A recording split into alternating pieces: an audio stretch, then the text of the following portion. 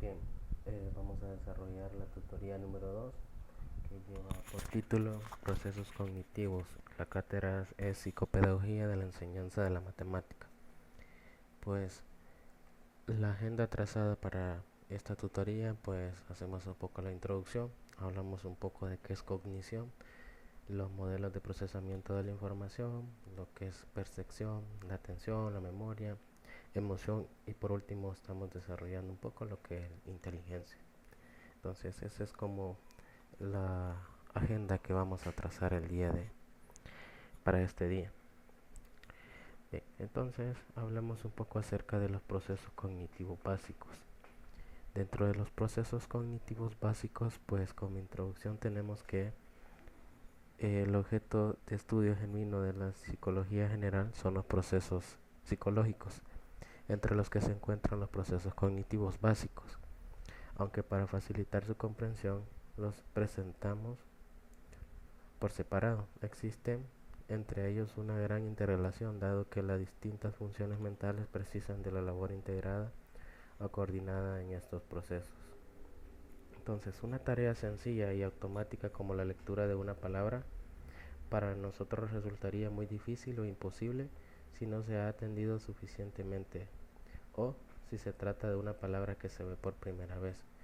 Es decir, tal vez el significado de una palabra que ya es común, pues no nos cuesta nada entenderlo, es más, automáticamente comprendemos qué significa, pero muchas veces se nos vuelve un poco difícil cuando escuchamos una palabra por, por primera vez. Entonces, podremos nosotros fácilmente reconocer un objeto porque ya hemos tenido una experiencia con él. Es decir, yo podría reconocer fácilmente lo que es una pelota, un carro, porque ya tengo definido por experiencia qué es eso. Y además lo recordamos por la experiencia que tenemos. Es decir, cuando nosotros vemos un objeto, lo que hacemos es, a raíz de la experiencia, ya sé qué es y porque hago un recordatorio de lo que es el objeto también. Así pues, para que podamos interactuar con el entorno de forma satisfactoria, los distintos procesos psicológicos tienen que coordinarse, es decir, tiene que haber una coordinación de cada uno de ellos para que pueda desarrollarse de mejor manera o poder interactuar de una mejor manera que resulte mucho más sencilla. Entonces, eh, el cerebro de la especie humana cuando nace pues es inmaduro. Entonces, como sabemos, pues nacemos sin aprender nada, lo único que hacemos es llorar. Entonces, esa, esa inmadurez del cerebro pues provee una gran plasticidad que posibilita el modelado de estructuras y funciones del sistema nervioso a lo largo de la vida y capacita al ser humano para adquirir conocimientos durante un largo periodo de tiempo. Es decir, uh, gracias a esa plasticidad que posee nuestro cerebro al nacer, nos permite adquirir grandes cantidades de información a raíz de la experiencia y uh, se va creando, modelando lo que es nuestra estructura y nuestras funciones básicamente a lo largo de la vida, lo cual nos va permitiendo adquirir conocimiento durante un buen largo periodo de tiempo. Entonces, gracias a esto, la capacidad de adaptación de los humanos a diversas circunstancias a las que se ven sometidos a lo largo de su vida eh, se debe a o la facilidad que tiene de modificar su entorno el ser humano, pues se debe a la posibilidad de poder modificar tanto estructural como funcionalmente lo que es el cerebro. Entonces, a raíz de esos conocimientos de poder estructurar y hacer funcionar el cerebro, pues eh, el cerebro desde la niñez va adquiriendo y aprendiendo a través de las experiencias vividas. La adaptación al medio que incrementa la adaptación que tiene nuestro cerebro al medio, pues hace que incremente la probabilidad de nuestra supervivencia como especie. Es más, Es más eficaz la supervivencia si somos capaces de extraer información veraz y útil, y para ello es necesario que los mecanismos receptores y los sistemas perceptuales funcionen correctamente. Entonces, ah, hablamos un poco acerca de lo que es cognición. ¿Qué es cognición? Pues cognición lo comprenderemos como el conjunto de procesos mediante los cuales la información sensorial entrante, que le vamos a llamar input, es transformada, reducida y elaborada, a la vez almacenada y recordada o utilizada, y se denomina cognición, que prácticamente viene del término conocer, cognoscere, que significa conocer. Así, básicamente la cognición pues equivale a la capacidad de procesamiento de la información a partir de la percepción y la experiencia. Entonces, cuando hablamos de cognición, estamos hablando de la habilidad de procesar información a partir de percibir algo y de la experiencia. Entonces, eh, eso es lo que nosotros comprendemos por cognición. Ah, aunque también lo que es la inferencia, la motivación o las expectativas influyen también en lo que es cognición. Eh, pero para ello es necesario que se pongan en marcha otros procesos como lo son lo que es la atención, la memoria y el aprendizaje y también el pensamiento. En el sistema cognitivo o en un sistema general de procesamiento de información, la percepción pues básicamente vendría a ser el pilar básico en el que asientan los procesos cognitivos, tanto básicos como simples. Los procesos cognitivos básicos son la atención, la memoria y el aprendizaje. Y los procesos cognitivos complejos pues son el lenguaje, el pensamiento y la inteligencia. Entonces, hablamos un poco acerca de los modelos de procesamiento de la información. Los, Dentro de los modelos de procesamiento de la información o modelos PI, como se conocen, pues se entiende sobre esto como la actividad o secuencia de actividades que un sujeto lleva a cabo desde un estímulo, desde que un estímulo entra por sus sentidos hasta que emite una respuesta al mismo. Es decir, básicamente todo lo que un ser humano hace por naturaleza desde el momento en el que capta la información y a raíz de lo que capta lo lleva a realizar un estímulo y a dar una respuesta, todo eso es considerado como un modelo de procesamiento de información, que PI. Entonces, ¿qué implica esta actividad? Pues esto implica que hay una representación mental de la información, es decir, la información que captamos pues pasa por una representación en nuestra mente, y esa es eh, una información mediante símbolos. La forma de manipular dicha información y llevarla a cabo a un determinado plan de acción en relación con la respuesta. Es decir, todo eso es un procesamiento de información. Los diversos modelos no representan categorías independientes, sino que pueden interactuar dando lugar a los denominados modelos interactivos de procesamiento. Entonces, uno de los modelos interactivos de procesamiento es el procesamiento automático versus procesamiento controlado. Eh, Estos están directamente relacionados con la capacidad atencional del sistema cognitivo, es decir, eh, están ligados con la habilidad de que tiene un ser humano de prestarle atención a lo que es a la adquisición de una información. Entonces, básicamente, como lo mencionábamos, como la cognición, que es la capacidad de procesar información a partir de la percepción o experiencia.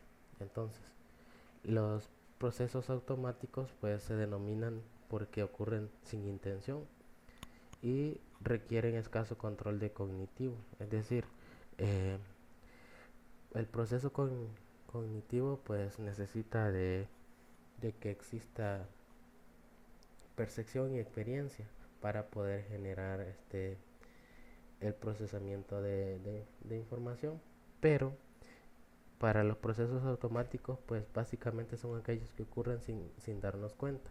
Y la ventaja de este tipo de procesos automáticos es que no se necesita una gran habilidad de cognición para poder procesar la información. Entonces, ocurren, dice, con poca control cognitivo y no consumen esfuerzo consciente, requieren básicamente de poca atención. Comúnmente, pues, a veces nos llama la atención algo y con facilidad lo captamos y se nos quedó. Puede ser alguna palabra, alguna imagen, uh, que eh, cualquier suceso que nos pase, pero que lo captemos y lo procesemos de manera fácil, sin hacer mayor esfuerzo cognitivo y que no requería de mucha atención para procesar esa información. Entonces, ahora, los procesos controlados, o estos sí necesitan o exigen una gran atención. Dice que estos son lentos, generalmente son seriales, limitados por la capacidad de la memoria a corto plazo. Van acompañados de la impresión subjetiva del esfuerzo y requieren un largo periodo de construcción. Entonces, bajo este proceso, si nosotros lo comparamos con el aprendizaje en matemáticas, vemos que a algunos les aparece un poco eh, más interesante o más atractivo, a lo mejor, estudiar cierto contenido en matemática. Entonces, ellos lo asimilan de manera automática. No necesitaron mucha cognición, es decir, no necesitaron prestar mucha atención para ni mucha experiencia para procesar esa información. Pero también habrán estudiantes que no es lo que les gusta o no les llama la atención, entonces ellos sí necesitan un proceso controlado. Se les exige una gran atención, que realicen un proceso bastante lento para que puedan asimilarlo y procesar esa información de la mejor manera. También tenemos ahí el procesamiento serial versus el procesamiento paralelo. Pues, eh, bueno, si ponemos un ejemplo para el procesamiento automático y procesamiento controlado, antes de pasar al siguiente modelo PI, pues podemos decir, como ejemplo, la lectura. Pues la lectura primero es un proceso que se hace controlado y después se automatiza y se convierte en un proceso automático de forma que el esfuerzo se dedica al significado de la palabra y no a descifrar la letra por letra. Es decir, hay que aprender a leer para después leer para aprender. Es la lectura, ¿no? En un momento se vuelve controlado, pero llega un momento en el que ese proceso de lectura se vuelve automático. Esa es la combinación de los dos en este sentido. Entonces,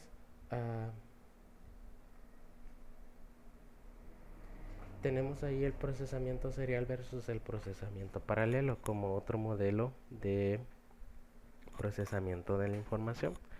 Entonces, ¿qué es el procesamiento serial?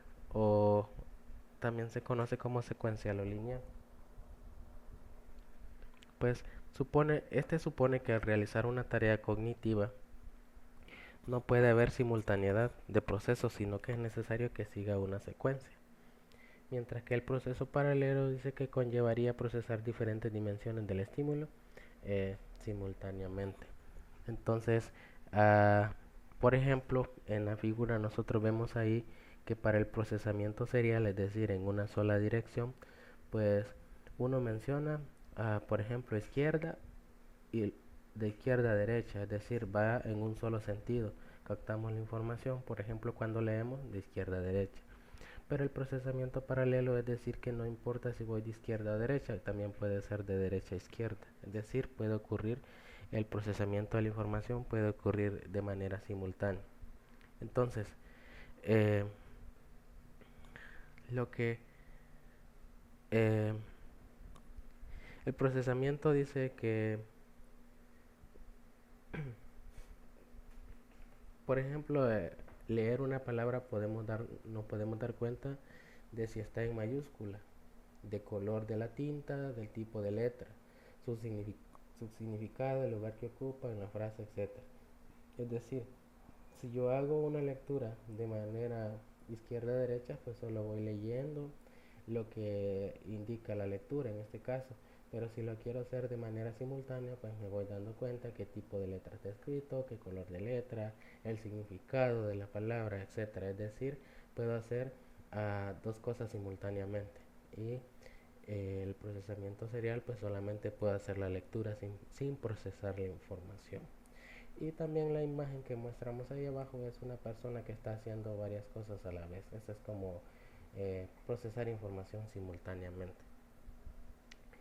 Ahora, otro tipo de modelo del cual podemos hablar es el procesamiento de abajo arriba versus procesamiento arriba abajo. Entonces, ¿qué, qué, ¿cómo se interpreta este tipo de procesamiento?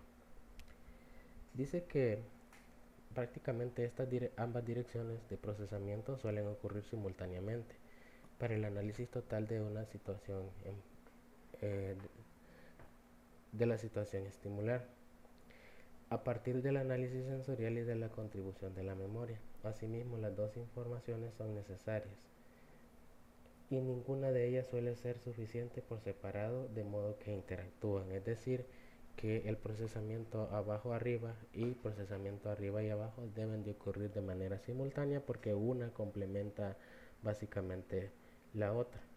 Entonces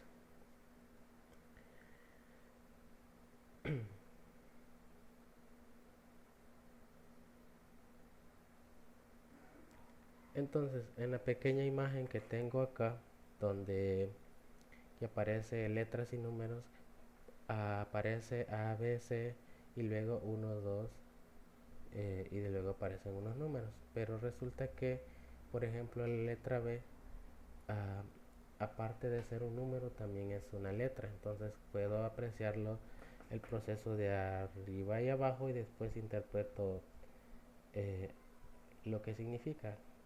Proceso abajo arriba, perdón, y luego arriba y abajo para complementar la información simultáneamente. Entonces, también podemos hablar de, de esta, va, verlo desde otro punto de vista. Cuando se habla de procesamiento de abajo arriba o guiado por los datos, que en este caso bottom up, se considera que la información sensorial por medio de características físicas del estímulo, como el tamaño, el color, la forma, etcétera. Es decir, el procesamiento de arriba a abajo pues hace una lectura no tan profunda, pero el proceso arriba a abajo se detiene a desglosar a partir de lo que percibe por ejemplo, las características físicas, como el tamaño, el color, la forma, etcétera. Entonces, por ejemplo, tenemos ahí el procesamiento abajo arriba. Eh, Son las características del estímulo que dirigen todo el proceso de perceptivo, es decir, percepción. Pero el procesamiento arriba abajo, pues solo es una percepción influida por conocimientos, expectativas o aprendizajes previos, es decir, no es tan profundo el análisis que se hace. Por ejemplo, dentro de una lectura pues existe información que procesamos de abajo arriba, que en este caso nos detenemos a ver los rasgos de la letra, por ejemplo N, Ñ, B, D. Información guiada por la cognición, la identificación de cada letra, el reconocimiento de nuestra memoria, el sonido que generan varias letras consecutivas como agua, guerra, protege, o el significado de palabras. Es decir, hacemos un proceso de la información donde nos vamos detallando en características físicas del estímulo, tamaño, color, forma, etc. Entonces, para explicar los procesos de arriba a abajo, estos son guiados conceptualmente por top-down. Se considera que las interpretaciones y expectativas eh, llevan al posterior procesamiento de detalles o señales sensoriales. Entonces, Eso es el procesamiento de arriba a abajo. Y luego tenemos procesamiento global y versus procesamiento local. Son otros dos tipos de procesamiento de información que ocurren de manera simultánea. Entonces, eh, ¿cómo influyen estos dos tipos de procesamiento de información? Pues en este caso dice que el debate gira en torno a la cuestión de si percibimos antes del todo unidad global o las partes, que son unidades locales. Y la distinción viene de la diferenciación perceptiva entre propiedades componentes, que estas son globales, y no componentes, que estos serían atributos del estímulo.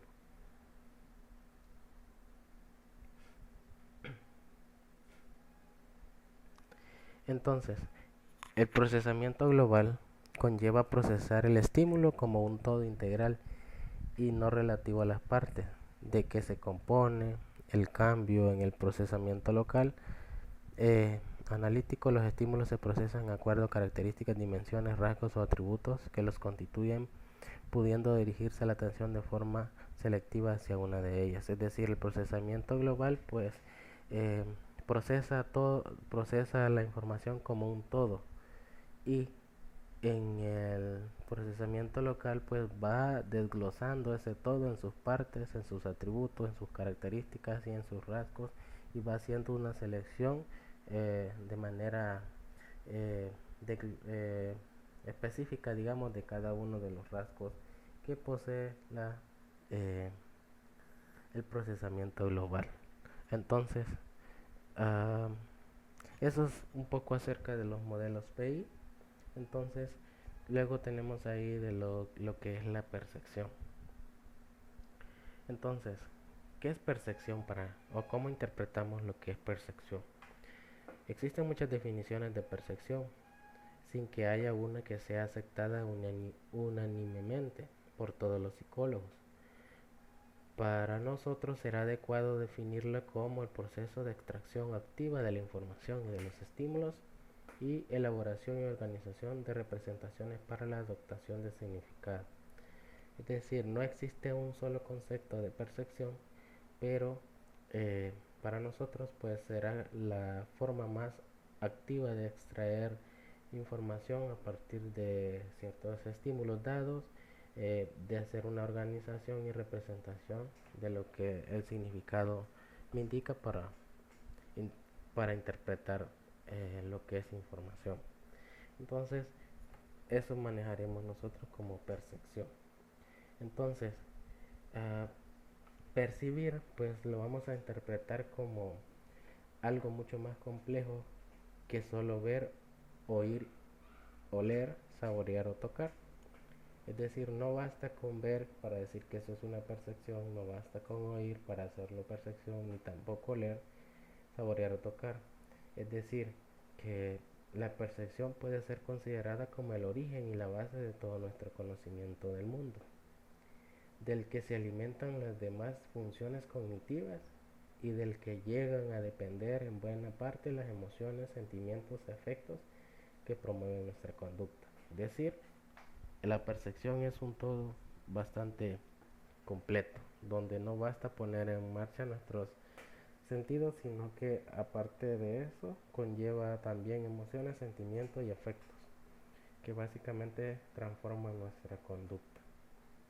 Entonces, de acuerdo a la perfección, pues traemos algunas imágenes ahí en donde tenemos la figura que pregunta son 3 o 4. Para la percepción de uno son 4 y para la percepción del otro son 3.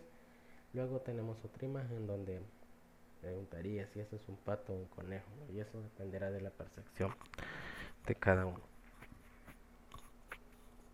Entonces, el problema global de la percepción ya fue planteado por los primeros filósofos griegos. Es decir, la pregunta es de qué modo somos capaces de reconocer los objetos o situaciones de nuestro entorno, a partir de la estimulación que llega a nuestros receptores sensoriales. Cómo el sujeto captura el objeto y lo llega a comprender. Es decir, ese ha sido el problema global por el que siempre se ha tratado de, de indagar con respecto a desde desde los primeros filósofos. Entonces, ah, si retomamos, pues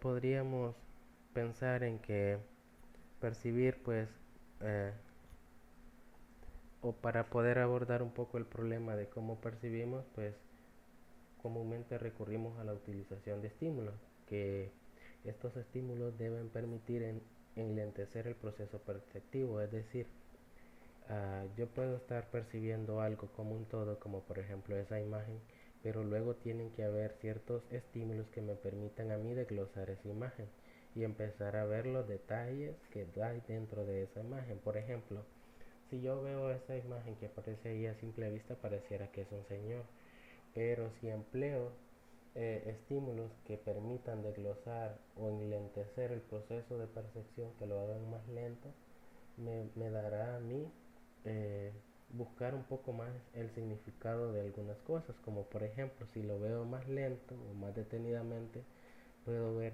que no solo es un señor, que hay una señora, que también hay un señor de blanco, que hay un perro por acá, y veo una cara de una mujer en una esquina, por el otro lado hay un ave, y empiezo a ver un poco más de cosas detenidamente. Entonces, ese es el proceso de percepción, eh, o para entender un poco cómo percibimos. Es utilizar estímulos que me permitan enlentecer el proceso y que pueda ver detalle lo que ocurre detrás de la información.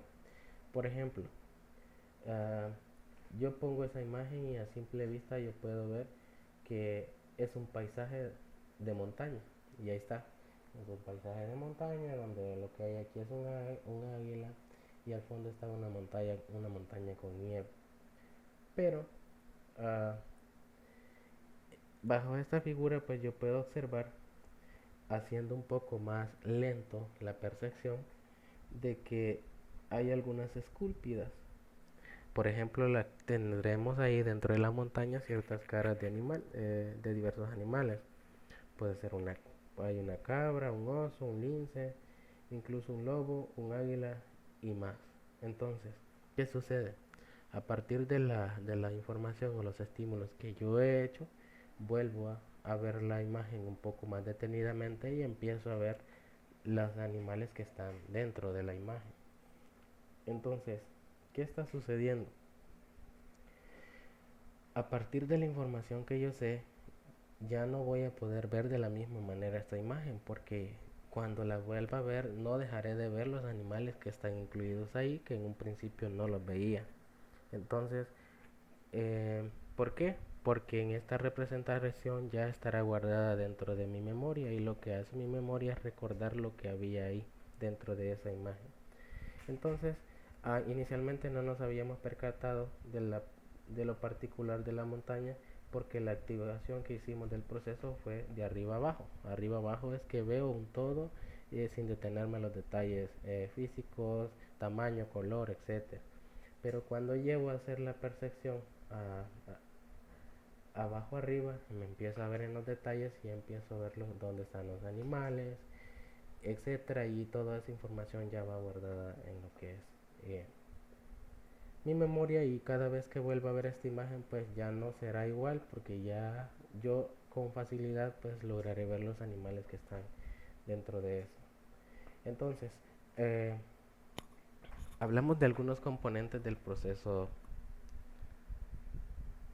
perceptivo. Dentro de ellos tenemos lo que es el estímulo, y pues algunas características para este pues son que con el estímulo pues se puede contener información y no solo energía, es decir, a través de un estímulo puedo guardar cierta cantidad de información y no solo la energía que me condujo a ese estímulo. A partir de un estímulo pues puedo contener, aparte de la información del medio a la que añada el sujeto, de modo que éste realiza una reconstrucción del estímulo, es decir, puedo hacer una reconstrucción con facilidad de la información, es decir, del medio en el que capté la información. El estímulo también provoca la respuesta perceptual del sujeto al incidir sobre los receptores. También puede describirse con independencia de la respuesta y ser significativo dependiente del contexto.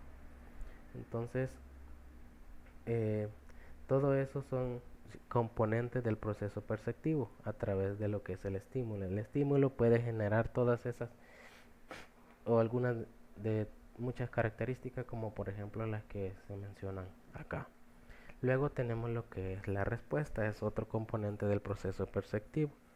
Entonces, eh, básicamente los seres humanos no percibimos las diversas manifestaciones de la energía del medio ambiente en porciones aisladas, ya sea ondas luminosas, acústica, presión física, etcétera, sino que estos elementos de la estimulación resultan organizados en estructuras perceptuales y jerárquicas, por ejemplo en formas, objetos, escenas, secuencias, es decir, todo lo que es energía, como por ejemplo ondas luminosas, acústicas, presión física, pues la transformamos y la asimilamos como formas, objetos, escenas, secuencias, etcétera. Es decir, cuando yo hablo de una onda, esa es una energía, pero yo me imagino en mi cerebro como una forma.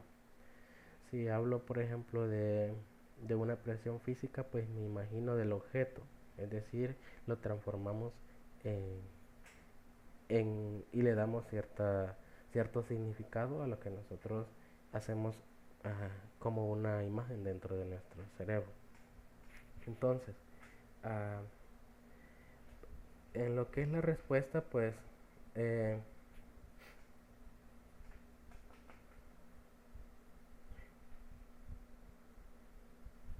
podríamos decir que en la medida en la que la percepción resulta modificada por sucesos como los anteriores, pues se puede afirmar que la respuesta perceptual, es decir, la respuesta que se da de la percepción, pues no es algo innato, sino que se adquiere como resultado del aprendizaje y de la experiencia que se va adquiriendo. Eh, y se da con mucha mayor facilidad la respuesta de acuerdo a la experiencia a la frecuencia con la que se ha tenido experiencia sobre ese tipo de situaciones. Entonces esa es como una respuesta que se puede dar no solamente de cosas que podemos ver, sino que las imaginamos y le damos una forma, un objeto, o hacemos una escena sobre eso y damos nuestra respuesta. Luego tenemos como por último el procesamiento perceptivo. Pues la psicología cognitiva no se centra exclusivamente en el estudio de estímulos ni en la respuesta, sino que ocupa fundamentalmente de los procesos intermedios que se encargan de transformar la entrada en representaciones inteligibles, así como intentar comprender las estructuras internas que lo posibilitan. Es decir, básicamente la percepción es una actividad cognitiva, es decir, la percepción eh, se perfecciona, valga la redundancia, a través de la cognición, que lo que hace es transforma un tipo de representación en otra a través de una o más operaciones intermedias de proceso de información. Entonces, el proceso perceptivo también se ve modificado a raíz de la habilidad cognitiva que nosotros logramos desarrollar. Es decir, al hablar de una solución o de un problema que es, a lo mejor hay que hacer una imagen abstracta o mental, eh, el proceso perceptivo será mucho más fácil si tengo desarrollada la parte cognitiva eh, propia. Porque, por ejemplo, digamos, yo estoy tratando de resolver un problema de cálculo de áreas, por ejemplo, entonces fácilmente hago una representación mental de lo que estoy haciendo, entonces mi parte cognitiva está funcionando de manera rápida y hace que transforme esa, esa representación en algo que yo lo pueda escribir por medio de ciertas operaciones y que me lleve a procesar la información y obtener un resultado en específico. Entonces, eso es hablando un poco acerca de lo que es la percepción. Existen muchas más ideas de la percepción, pero para no hacer muy largo ni muy extenso la la tutoría, pues voy a hablar un poco acerca de lo que es la atención. Recordemos que la percepción, estamos hablando de cómo nosotros percibimos las cosas y de eh, cómo esto influye en lo que es la cognición. La cognición es cómo aprendemos. Ahora, hablamos un poco de acerca de lo que es la atención, pero la atención, pues, y como ocurre en el concepto de percepción, pues nos encontramos con definiciones muy diversas para la atención, es decir, no podemos dar una sola definición eh, para lo que es la atención. Entonces, genéricamente dice que se define como la capacidad de atender o de concentrarse, de mantener alerta o de tomarse conciencia selectiva de un estímulo relevante o una situación. Básicamente la atención es eh, la capacidad de concentrarlos en algo o de mantenernos alerta en algo o de poder seleccionar de tanta información aquella que nos interesa en una determinada situación. Esta definición, aunque muy simple, se podría enmarcar en el paradigma de la psicología cognitiva. Pero como se ha visto anteriormente, la atención históricamente ha tenido distintos significados. Desde el estructuralismo se entendía como un estado de conciencia y desde el funcionalismo se concibe como una función activa de un individuo que el propósito de él es la adaptación al medio. Entonces, ¿cuáles son las funciones de la atención? Eh, Dentro de las funciones de la atención, pues la atención sirve como un mecanismo de selección. ¿Qué significa eso? Que la atención me asegura un proceso perceptivo adecuado de los estímulos sensoriales más relevantes, por novedosos o significativos. Es decir, al constituir un sistema activo, le permite al sujeto decidir la entrada determinada de información. Es decir, que le permite clasificar y identificar qué información le es necesaria y la que permitirá que entre eh, en su sistema sensorial para ser procesado como información. También el mecanismo de selección permite orientar y seleccionar de forma precisa los aspectos del entorno que son relevantes y requieren elaboración cognitiva, es decir, requieren de un proceso de información, eh, y lo cual lo separa de lo que son irrelevantes,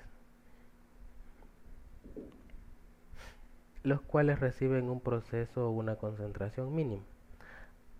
Entonces, eso significa que el mecanismo de selección realmente le sirve para identificar las cosas que son necesarias, eh,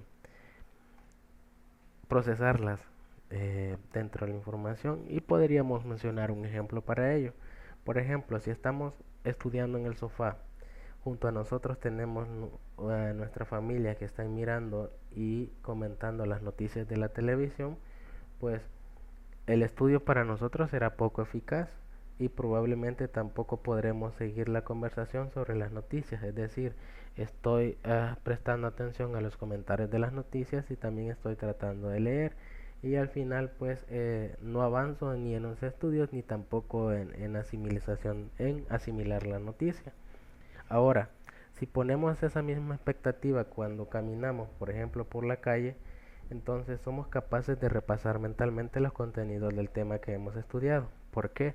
Porque caminar es una atención que no necesita ser controlada, es decir, se puede caminar involuntariamente. Entonces nuestra concentración o nuestra atención se, se enfoca exactamente en repasar los contenidos.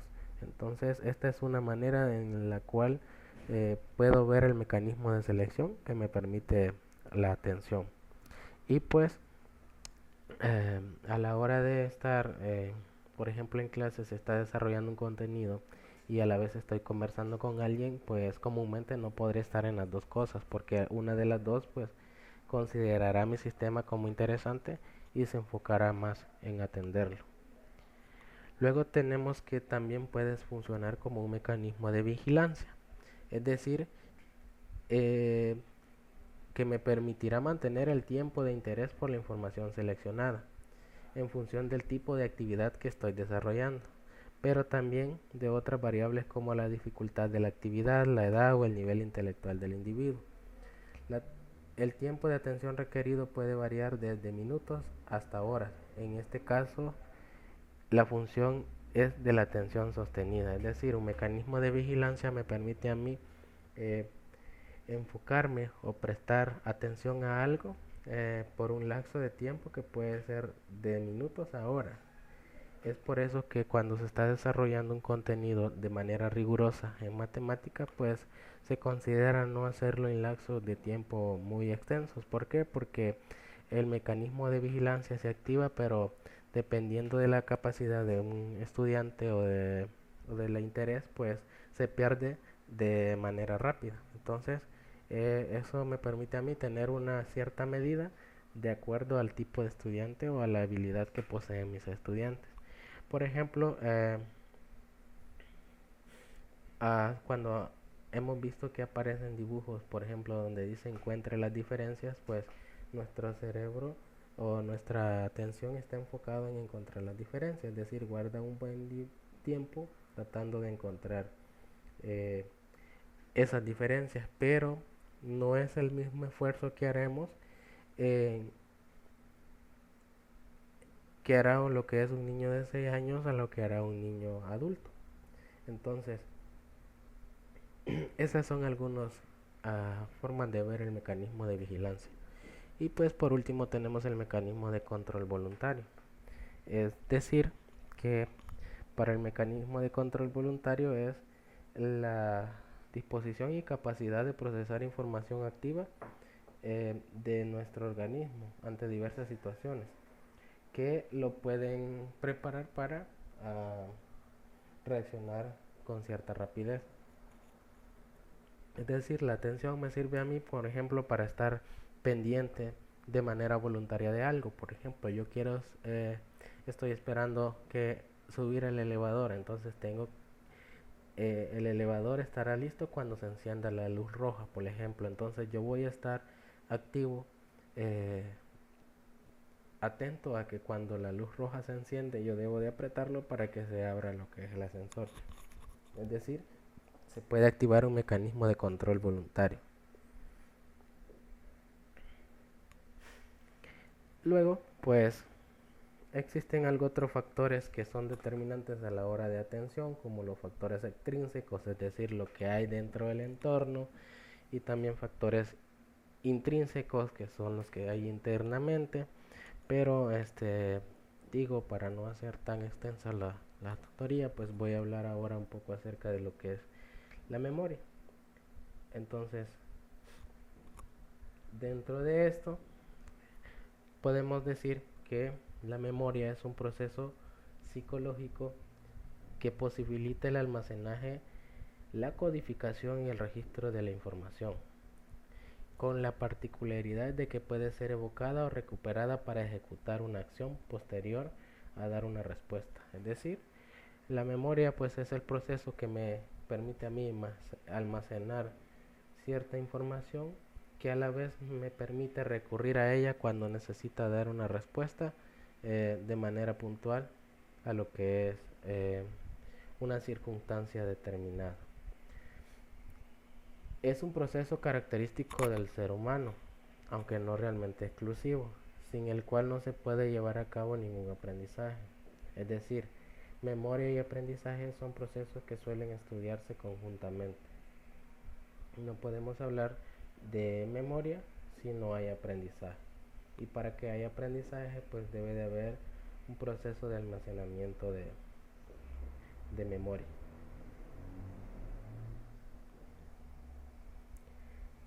Entonces, dentro de lo que es el proceso de la memoria, podemos hablar de lo que es un modelo multi almacén de Richard Atkinson, que este dice que existen muchos componentes estructurales del sistema de memoria, que lo hace establecerse bajo tres etapas.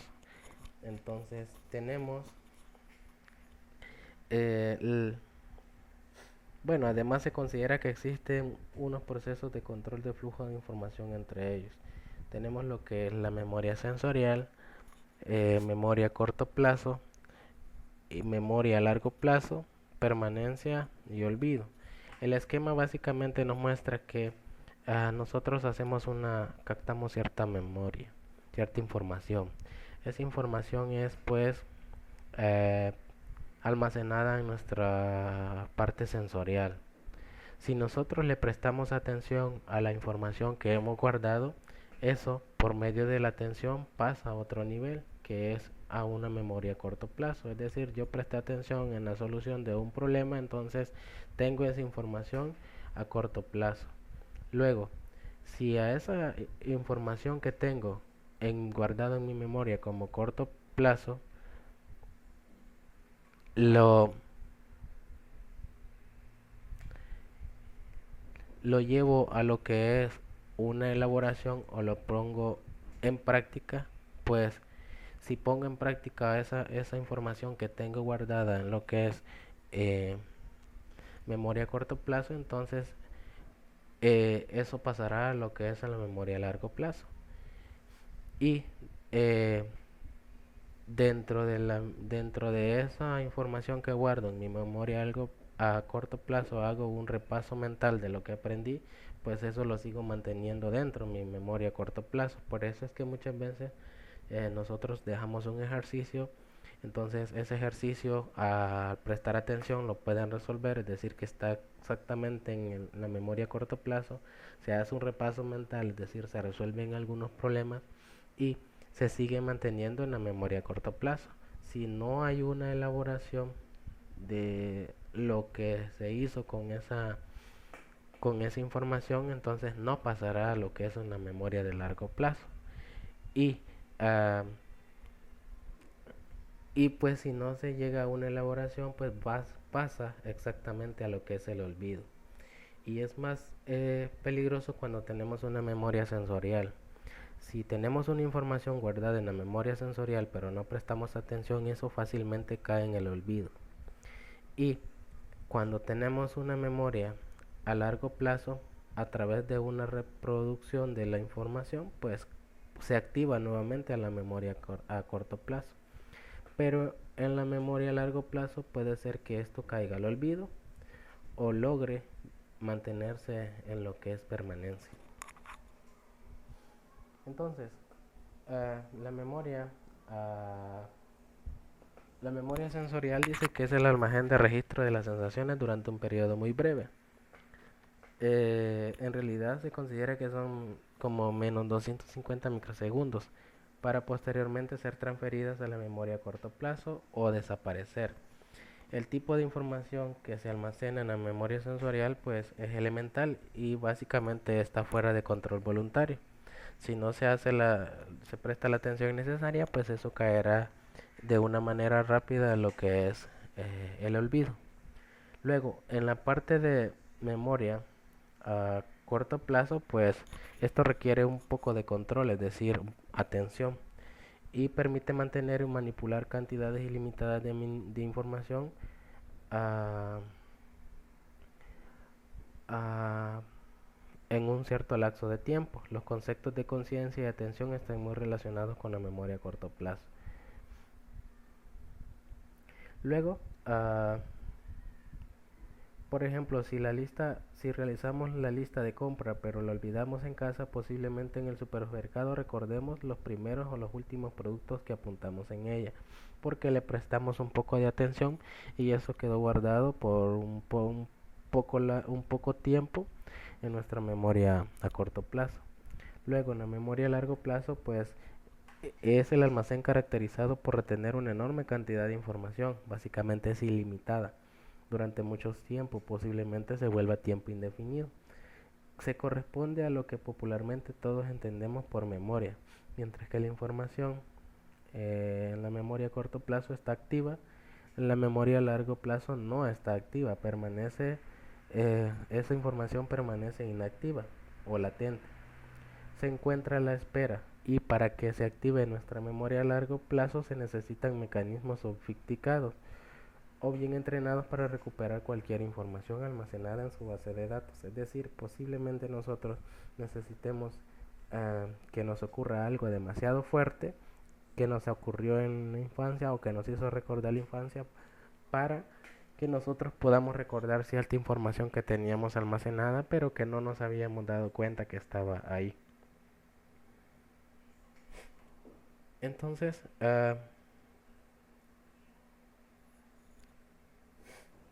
eso es más que todo lo que ocurre con la memoria. Es decir, la atención es una herramienta muy importante para que nuestra memoria pase de la parte sensorial a la parte a corto plazo.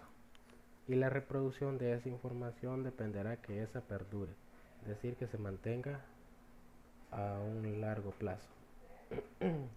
Luego, eh, resumiendo un poco, podemos hablar un poco acerca de la emoción.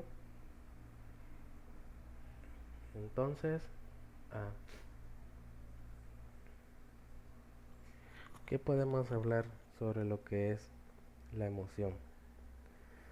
Según la RAE, la emoción dice que se puede definir como una alteración del ánimo, que puede ser intensa o puede ser pasajera, agradable o penosa, que va acompañada de cierta conmoción somática.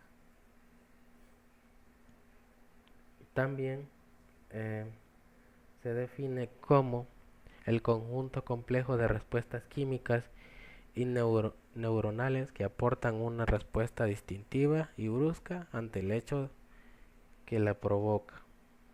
Es decir, eso es lo que nosotros conocemos como una emoción.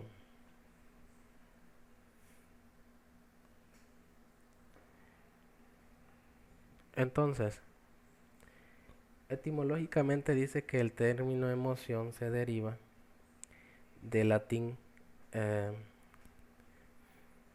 emoción y movimiento.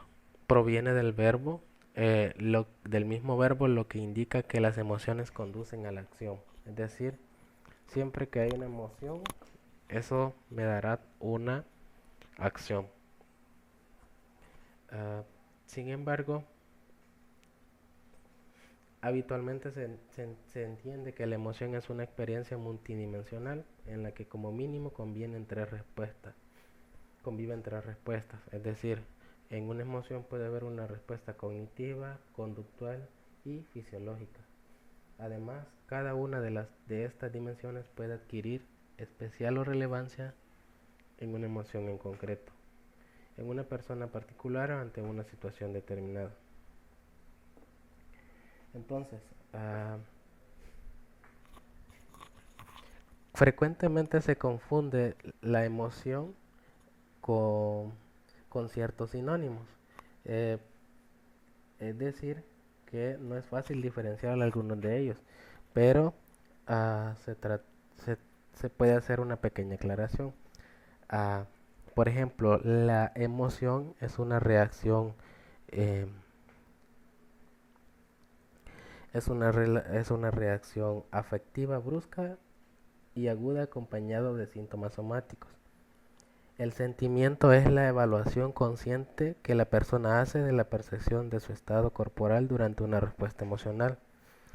El sentimiento es más difuso y más duradero que la emoción y no comporta una reacción somática tan intensa. La emoción se relaciona con el cuerpo, mientras que el sentimiento lo relacionamos con la mente.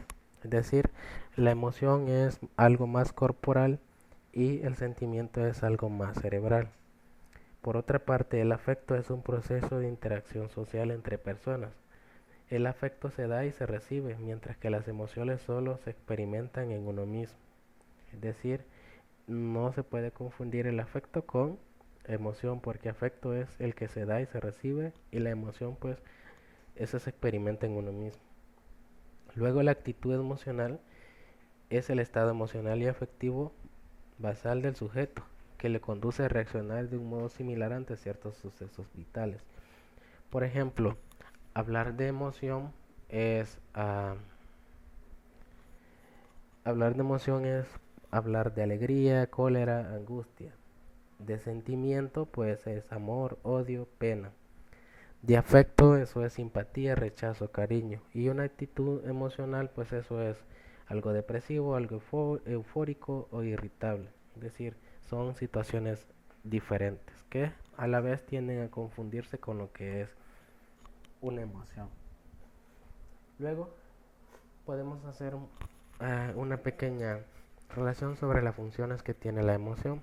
La emoción tiene funciones adaptativas, sociales y motivacionales, perdón. Entonces, las funciones adaptativas dice que estas surgen como el resultado de la ejecución de respuestas fisiológicas que son controladas por el cerebro, que permiten sobrevivir a nuestros antepasados. Es decir, es lo que nos ha permitido sobrevivir a través de ciertas adaptaciones por medio de la emoción.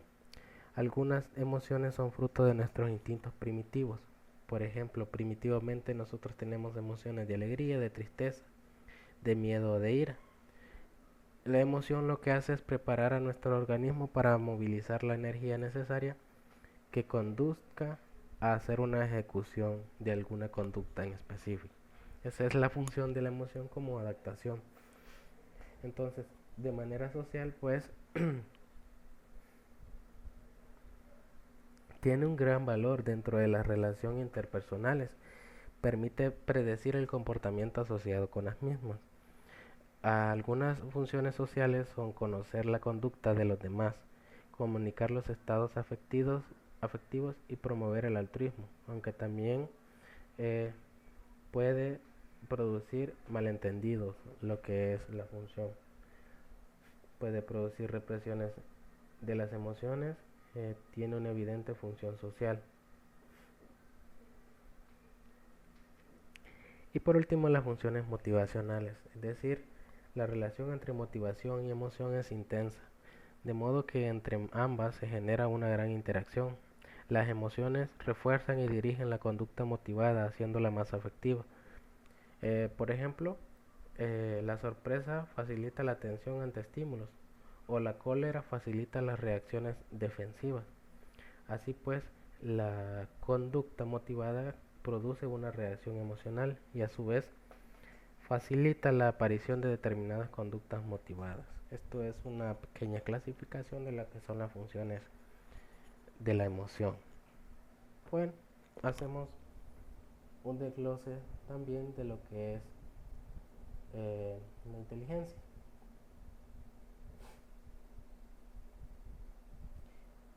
Pues para lo que es la inteligencia, tenemos que los primeros estudios sobre inteligencia afirmaban que era una cualidad biológica y que las diferencias entre personas estaban determinadas por factores genéticos. Por lo tanto, era inmodificable. Estudios posteriores, si bien no negaban la influencia de lo heredado, también hacía referencia a influencias sociales. Es decir, se consideraba que alguien inteligente se daba por cierta habilidad biológica que traía a la hora de nacer, pero luego se descubrió que aparte de eso también la inteligencia se ve influenciada por la parte social, es decir, por la sociedad. Entonces, luego dice que posteriormente se cambió la línea de investigación, es decir, que se dirigió la atención y a la explicación de las diferencias individuales, intentando medirlas a través de tests mentales, es decir, se empezaron a crear tests para medir la inteligencia. Entonces, así de manera breve vamos a abordar la inteligencia según los desarrollos realizados por Piaget y desde la perspectiva sociohistórica de Vygotsky, un concepto actual, aunque discutido, en el que refiere Howard Gardner sobre las inteligencias múltiples. Entonces, La, la inteligencia como adaptación. Pues básicamente para entender mejor qué es lo que entendemos por el desarrollo de inteligencia, pues hablamos un poco acerca de lo que es la adaptación. Dice que la adaptación de una persona a su medio es un equilibrio entre los mecanismos de asimilación y acomodación. Es decir, cuando una persona equilibra su mecanismo de asimilar y acomodar, eso se considera como una adaptación. Eh, la asimilación pues es la habilidad de incorporar objetos en el interior del sujeto y acomodación pues es el reajuste que se hace para aceptar el objeto incorporado. Eh, a raíz de eso pues eh, se considera como una adaptación al equilibrio entre factores internos y externos o bien entre la asimilación y la acomodación. Entonces, a raíz de eso, pues se puede considerar los estadios de la inteligencia, que se puede categorizar como periodo sensorio-motor, periodo de las operaciones concretas y periodo de las operaciones abstractas o formales. Entonces, en el primer periodo, que es sensorio-motor, dice que este dura de 0 a 2 años y el estado de este periodo, pues solamente tiene el control motor y aprendizaje acerca de objetos físicos. Básicamente es el que se da en la niñez.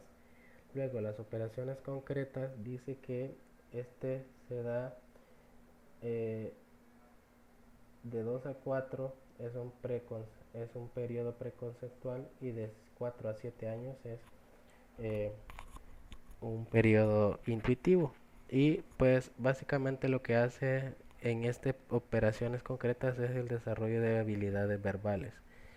Y tenemos dentro de las operaciones concretas el preoperatorio, donde desarrolla habilidades verbales de 8 a 11 años, de 8 a 10 o 11 años, pues inicia el asentamiento de conceptos abstractos, es decir, empieza a asimilar o a aceptar ciertos conceptos que son de forma un poco más abstracta. Y el tercer periodo, donde caen las operaciones abstractas o formales, que va de los 11 a 14 años, dice que desarrolla las habilidades sistemáticas y lógicas del razonamiento. Entonces, sostiene Piaget que hay una lógica en cada uno de los estadios y que se requiere de maduración biológica necesaria para el cumplimiento de determinadas conductas. Entonces, esos son los estadios de acuerdo a Piaget. Entonces, bueno, he hecho un poco acerca de un resumen de las cosas que tocaban para la tutoría. En realidad hay mucho más por discutir, entonces lo que hice fue un pequeño resumen tomando las cosas más puntuales para que ustedes puedan hacer la lectura un poco más detenida de algunas cosas que puedan considerar interesantes y retomarlas dentro de su lectura. Eh, de mi parte pues esto es todo, un gusto compartir con ustedes y pues esperamos encontrarnos nuevamente en la tutoría número 3. No más despedirme y desearles una feliz semana y éxitos a cada uno de ustedes.